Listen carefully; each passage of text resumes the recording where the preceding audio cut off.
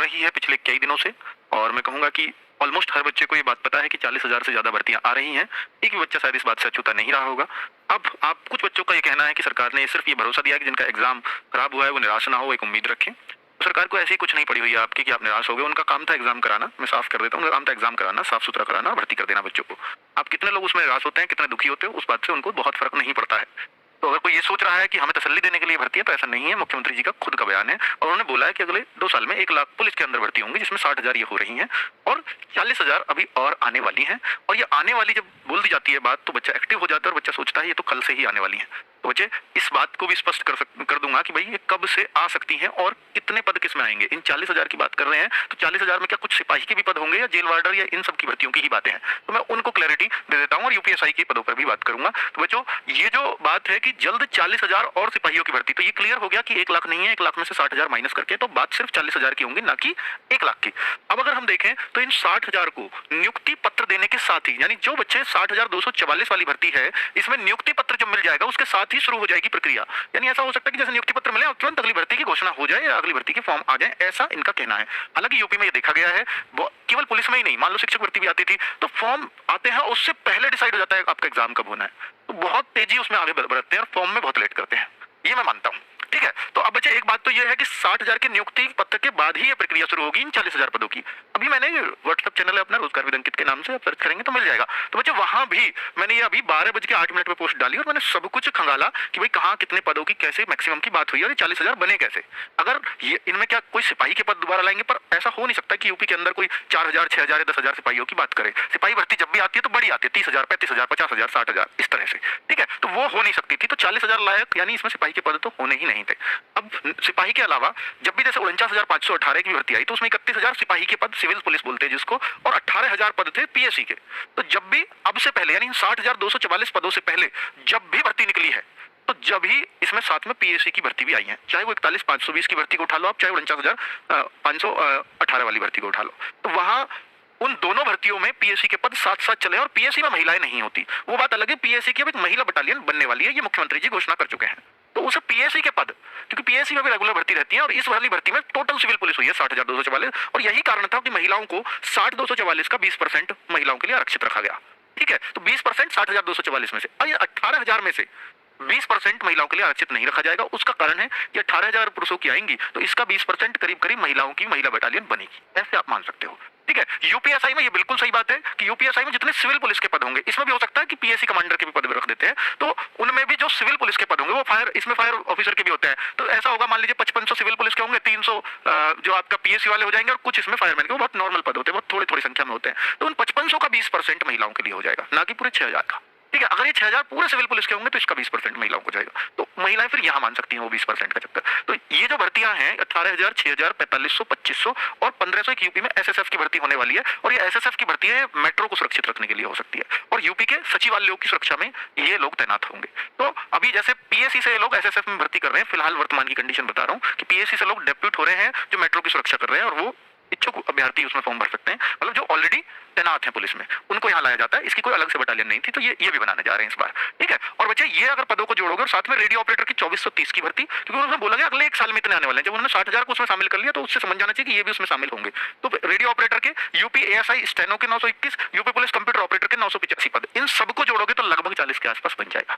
मैं ये नहीं कह रहा कि ये 40 ही होंगे, ये हो सकता है आगे 50 हो जाए जब तक आए, क्योंकि आने में अभी वक्त है। तो मैं उस वक्त को थोड़ा सा बता देता हूँ कुछ क्वेश्चंस के साथ।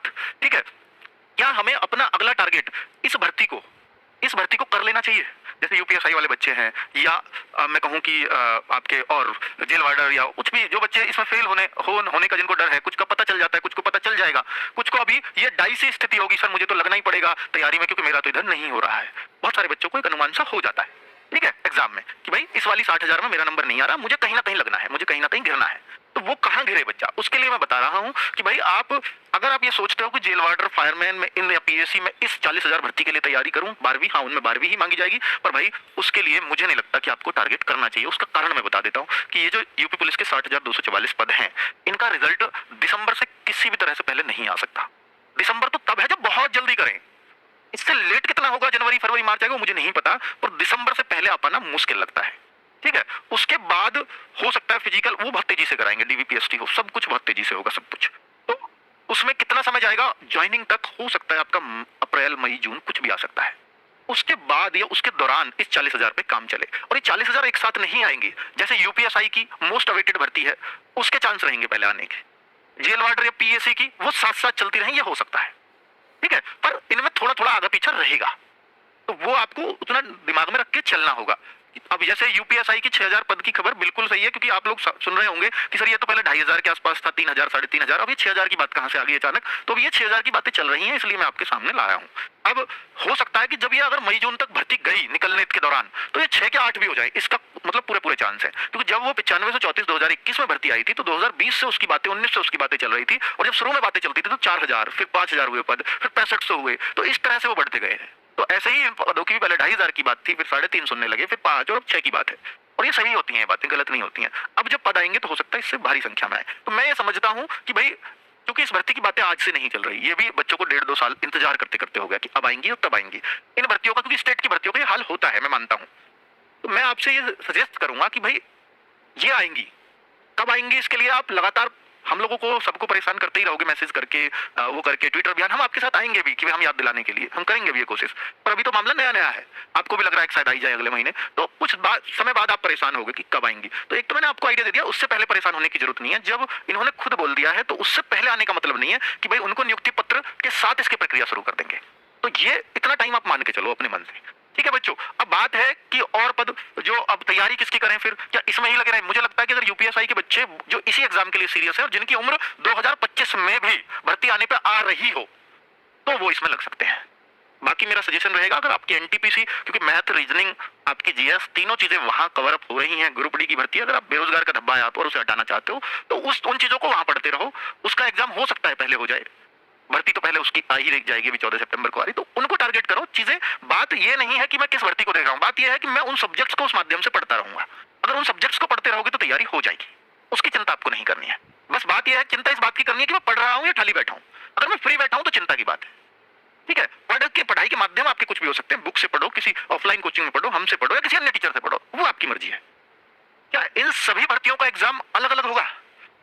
इन सभी भर्तियों का, जेल वार्डर हो, अब आप अगर उसका फायरमैन वाला देख रहे हैं, पीएससी वाला देख रहे हैं, मुझे लगता है जेल वार्डर, पीएससी और फायरमैन, इसमें चॉइस भरवाई जाएगी। ये तीनों भर्तियां एक साथ आएंगी, ठीक है, तीनों एक साथ भर्ती आएंगी, उसमें चॉइस भरवा दी जाएगी। यूपीएसआई की उनसे बिल्कुल अलग भर्ती आएगी, महिला बटालियन की जो है उसमें बिल्कुल अलग भर्ती आएगी, ठीक है। महिला बटालियन पीएससी वाले के साथ भी मिलकर चल सकती है, तो वो भी आपको थोड़ा सा उसमें मतलब एक आइडिया मैं आपको दे रहा हूँ, क्योंकि इतने सारे एग्जाम अलग अलग नहीं करवाए जा सकते कंडक्ट, वरना तो अगर जेल वार्डर की निकलेंगी या फायरमैन की निकलेंगी या पीएससी की, सब में ही फॉर्म अलग अलग बच्चा भरेगा और लगभग उतना ही बच्चा हर एग्जाम में बैठ रहा होगा। ऐसा नहीं चाहेगा भर्ती बोर्ड कभी भी, क्योंकि उसके सामने चैलेंज होता है एग्जाम कराना। क्या इन भर्तियों में एज में छूट मिलेगी? ये भी बहुत बड़ा सवाल है बच्चों का। देखिए बच्चे, अगर मैं बात करूं, देखिए मैं जेल वार्डर, पीएससी और इन सब की तो नहीं कहता, पर मेरे पास यूपीएसआई का हिस्ट्री है। हिस्ट्री ये है कि 2021 में जब ये भर्ती आई तो बच्चों ने ट्विटर अभियान भी चलाए उसके लिए, और बच्चे कोर्ट तक भी गए, हाई कोर्ट तक भी, कि बीच में कोरोना के कारण ये लेट हुई है भर्ती, और कोर्ट ने भी रद्द कर दिया फैसला कि नहीं मिलेगी छूट। बहुत सारे बच्चे गए थे उस समय कोर्ट, और जो गए थे उनको पता होगा और वो बिल्कुल कमेंट कर देंगे, वो तो खैर क्यों ही देख रहे होंगे, वो तो उस टाइम ही ओवरेज हो गए थे। अब कांस्टेबल में मिला, कांस्टेबल में संख्या बल बहुत ज्यादा था। देखिए, जैसे कांस्टेबल में फॉर्म 50 लाख है, मात्र 6 लाख बच्चे थे जिनकी ओवरेज हो रही थी, 6-7 लाख बच्चों को फायदा मिला। और वो 6-7 लाख अगर संगठित हो जाए तो फिर अपनी बात मनवा ली उन्होंने, ठीक है। वो विधायकों के पास गए, वो एमपीज के पास गए, और सब बात पहुंची जहां पहुंचनी चाहिए, तो छूट मिली, ये बहुत अच्छी बात थी, ठीक है। अब यूपीएसआई वाले बच्चों में 10 लाख ही फॉर्म थे टोटल। अगर हम ये माने कि भाई वो 48 का 6 लाख यानी 8वां हिस्सा, तो अगर 10 लाख का मैं 8वां हिस्सा करूंगा तो ये आता है करीब 1.5 लाख बच्चा, वो संगठित ही नहीं हो पाया और ना अपनी बात वो वहां पहुंचा पाया जहां पहुंचानी चाहिए थी। इस वजह से शायद उनकी बात नहीं मानी गई थी, केवल ट्विटर तक सीमित रह गए थे। तो अब इन भर्तियों में मिलेगी या नहीं, ये बात मैं नहीं कह सकता, क्योंकि जब फॉर्म आएंगे उसमें छूट लग के आए संभव नहीं लगता, क्योंकि इसके कोरोना के बाद 2021 की भर्ती ऐसे ही जा चुकी है, तो वो कहेंगे कोरोना के बाद की भर्ती नहीं है, कोरोना के बाद की भर्ती तो हो चुकी है।